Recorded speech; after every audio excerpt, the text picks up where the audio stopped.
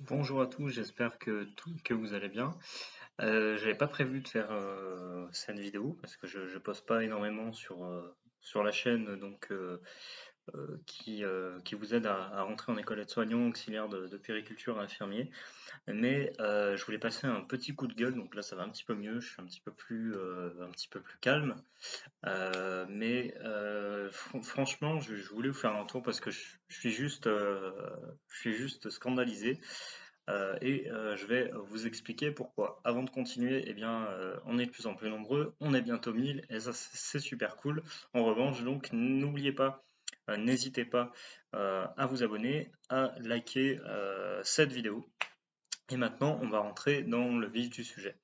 Alors pourquoi je fais cette vidéo et pourquoi je suis en colère, même si voilà, je suis quand même tranquille, mais je vous explique en fait, c'est parce que j'ai une personne que j'ai accompagnée en rédaction de documents pour rentrer en école aide-soignant, CV, lettre de motivation, projet professionnel. Donc on a fait le dossier entier et elle est revenue vers moi en me disant bah écoute voilà, écoute Eric, voilà j'ai eu le résultat du concours. Moi j'ai l'habitude d'être transparent dans mes activités je peux le dire. Je propose une garantie de remboursement si la personne a moins de 10 sur 20 donc à son dossier d'entrée. Donc ce qui s'est passé, donc la personne vient me voir et me dit bah voilà j'ai eu 7 sur 20. Je dis 7 sur 20, ça me paraît quand même bien bas pour un dossier qu'on a fait ensemble, qu'on a optimisé. Je me suis continuer à me former, puis à me mettre en veille un petit peu sur les techniques, voilà, les choses utiles pour optimiser un CV, pour voilà, mettre la photo, enfin plein de choses.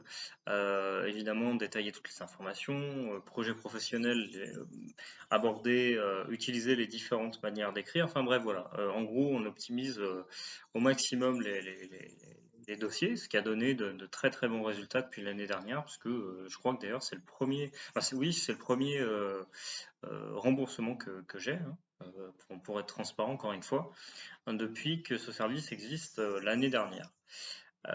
Du coup, jusqu'à présent, j'avais eu une seule personne qui s'était retrouvée sur liste complémentaire, puis finalement qui avait fini par être prise. Alors, pour vous expliquer ce qui s'est passé, donc au début, je me suis dit, bah, effectivement, voilà, hein, je peux aussi faire des bêtises et tout ça, mais quand même, c'est bizarre. Alors, je sonde un petit peu auprès de la personne parce que ça, c'est quelque chose sur lequel je n'ai pas le contrôle. Je dis, est-ce que vous avez vérifié vos fautes éventuelles dans la rédaction manuscrite? Parce que moi, je n'influe pas là-dessus, donc fais les documents, mais derrière, évidemment, j'ai pas je suis aveugle hein, par rapport à ça. En gros, bah, ça, c'est vous que ça regarde, bien sûr. Après, c'est vous que ça pénalise. Et alors, si en gros, voilà, vous écrivez que vous recopiez pas correctement et tout ça, et que vous faites des fautes, ou que vous oubliez des éléments de dossier derrière, bah ça, c'est vous qui vous pénalisez. Et du coup, moi, c'est quelque chose sur lequel je ne peux pas influer. Ce qui se passe, c'est donc la personne m'a dit non, non, je suis moi-même surprise du résultat parce que voilà, je m'attendais évidemment à avoir moins la moyenne, voir un petit peu plus, vraiment au strict minimum, parce que clairement, voilà, j'ai rien oublié de mon dossier, j'ai revérifié effectivement les fautes, j'ai tout regardé, tout fait bien. Moi de mon côté, bah pareil, je me suis remis un petit peu, j'ai regardé un petit peu ces documents, bah rien, voilà, à re-signaler. Tout est optimisé. Enfin bref, voilà, comme je vous dis, on fait le maximum, que ce soit la personne quand elle me transmet les infos ou moi-même.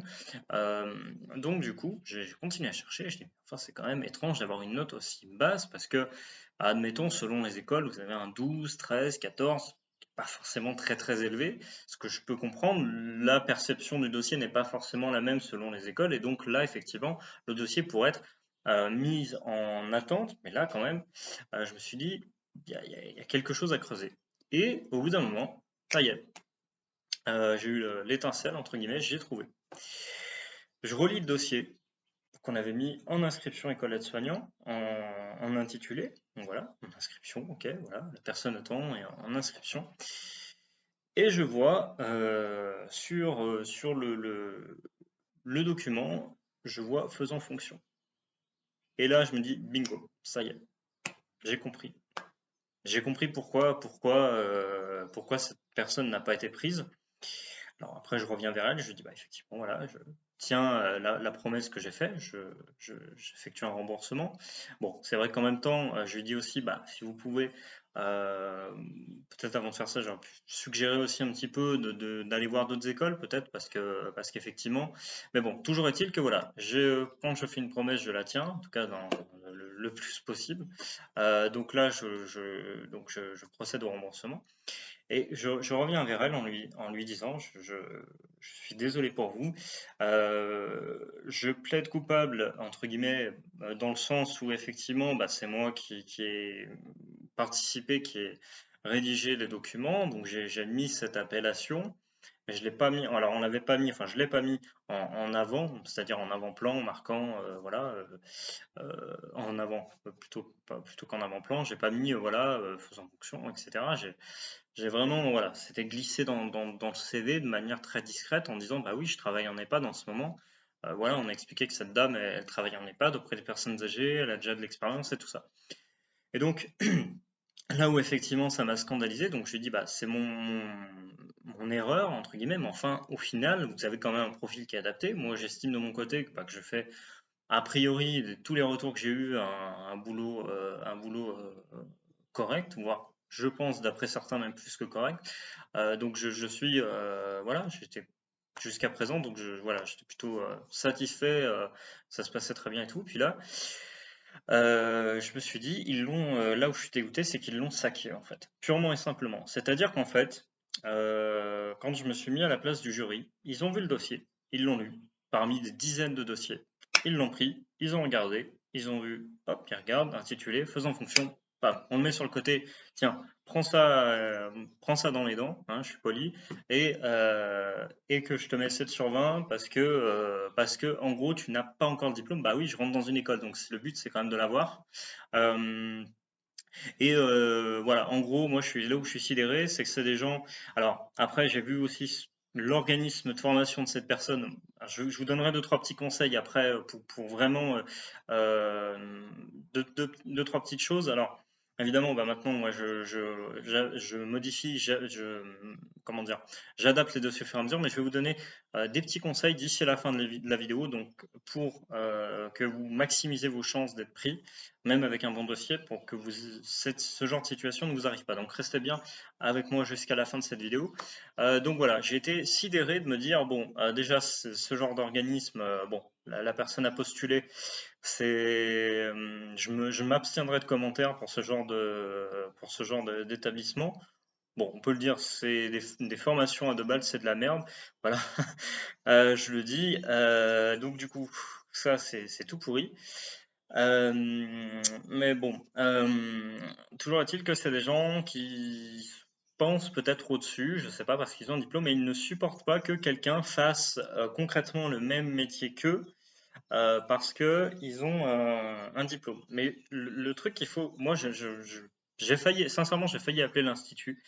Mais je me suis dit, je vais perdre mon temps, je vais pas pouvoir influer moi dans ma position sur un résultat. De toute façon, ils vont me dire, bah non, monsieur, vous accompagnez quelqu'un en prestataire, on va dire, si j'ai pas encore le titre, mais voilà, on va dire, peu importe, écrivain public, ancienne élève AS, etc. Euh, mais voilà, je peux pas influer dessus, donc du coup, je me suis dit ça sert à rien, je vais perdre mon temps, mon énergie, je vais m'énerver, et ils vont me renvoyer dans les cordes. Donc le truc c'est que voilà, c'est une espèce d'un peu de caste qui ne supporte pas que quelqu'un fasse le même métier, voire parfois fasse même mieux le métier. Il faut le dire là aussi que certains diplômés, parce que j'ai eu des échos et pour en avoir vu moi-même, c'est une catastrophe pour certains. Donc du coup, bah, ils se disent, bah, après tout, nous, les faisant fonction, on les sac parce qu'on a notre petit ego, voilà, on se croit, je sais pas, prétendument supérieur parce qu'on a un diplôme. Souvent, il y a des infirmiers aussi qui font ce genre de jugement, mais peut-être des cadres, mais peu importe, la question n'est pas là.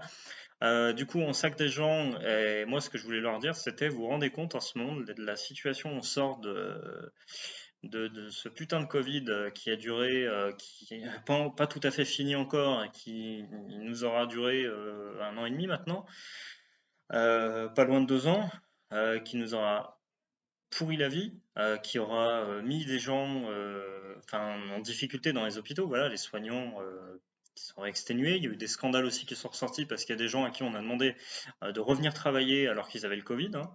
Ça, c'est ressorti aussi. Euh, Enfin bref, voilà, tout ce genre de choses. Et ces gens-là, derrière, font les difficiles en se disant, non, on ne prend pas un dossier alors que quelqu'un travaille déjà dans un établissement de santé.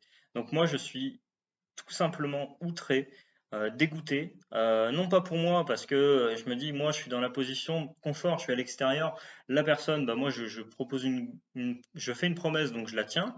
Je dis, voilà, bah, naturellement, je procède à un remboursement. Mais moi, je suis peux pas pénalisé, en fait.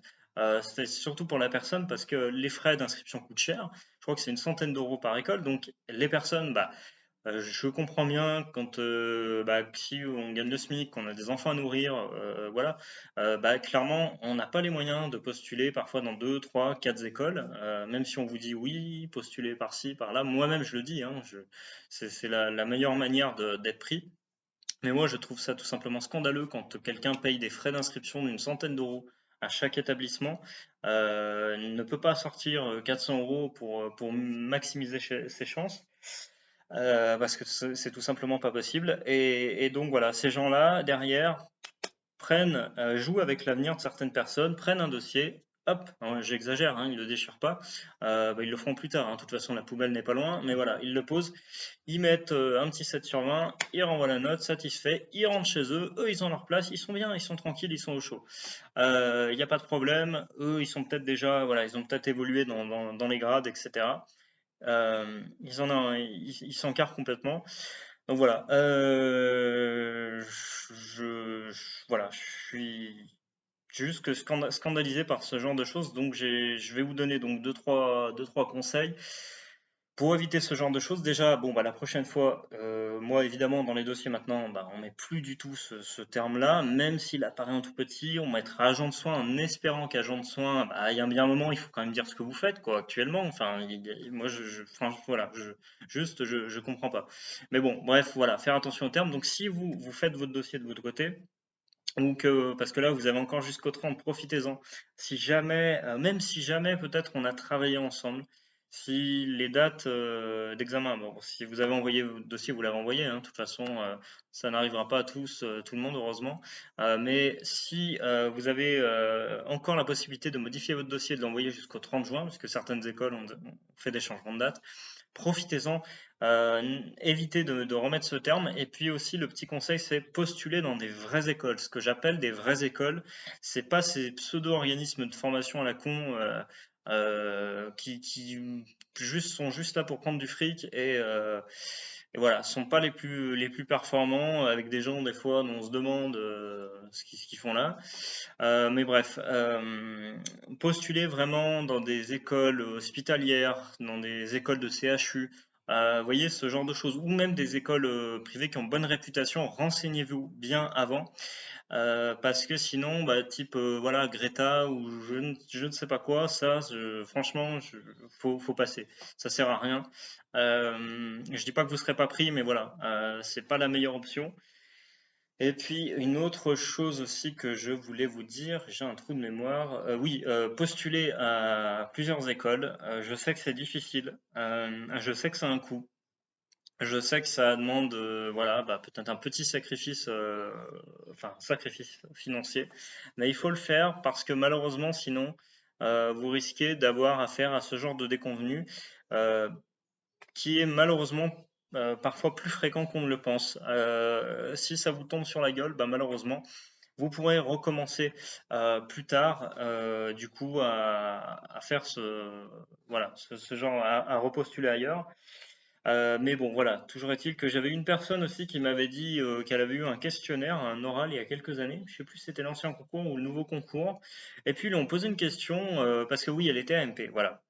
Et ils aiment pas non plus les équivalences, mais bon, il y a un moment, voilà, hein, enfin, vous travaillez, faut bien dire ce que vous faites, hein, comme je l'ai dit avant. Et juste pour finir la vidéo, bah, cette personne était AMP Et donc, ils lui ont posé la question, quelle est la différence entre AMP et aide-soignant? En gros, pourquoi vous voulez passer du statut AMP à celui d'aide-soignant? Puisque la différence entre les deux métiers est assez minime et bah, elle a un peu bafouillé, elle a voulu bien faire, mais bon, bah, c'était difficile. Qu'est-ce que vous voulez répondre à ça? Une argumentation de ce genre, on va dire, bah, ouais, je change de métier. Elle peut pas dire que c'est la rémunération, enfin, il ou elle, mais là, c'était une dame, mais elle peut pas parler de rémunération. Attention, c'est tabou, on parle pas d'argent, hein. C'est vrai que ça améliore pas du tout les conditions de vie. Bon, bref, voilà. En France, ça, c'est un autre sujet, c'est tabou. Donc, faut pas parler de ça, ok. Même si, bon, je pense que 100 ou 200 euros de plus à la fin du mois, ben, ça met du beurre dans les épinards, hein. On peut s'acheter quand même, voilà, hein, plusieurs plaquettes, hein, c'est le cas de le dire. Mais bref, voilà. À part, ce que je veux dire, c'est que voilà, du coup, elle n'a pas pu argumenter. Donc du coup, bah, qu'est-ce qu'ils ont fait? Ils ont saqué son dossier et bah, ils l'ont pas prise tout simplement. Et voilà. Et ça donne après ce genre de résultats, de dossier, alors que le dossier bah, était potentiellement, et j'en ai même la certitude, que ce dossier était certainement, le dossier de la dame en l'occurrence, alors celle que j'ai accompagnée, était certainement meilleur que certains qui sont rentrés, qui avaient peut-être 13, 14, 15, peut-être même 16 sur main.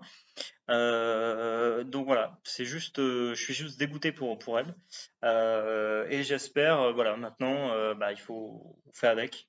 Donc faites attention quand vous faites votre dossier. Maintenant, voilà, on peut pas tout éviter, donc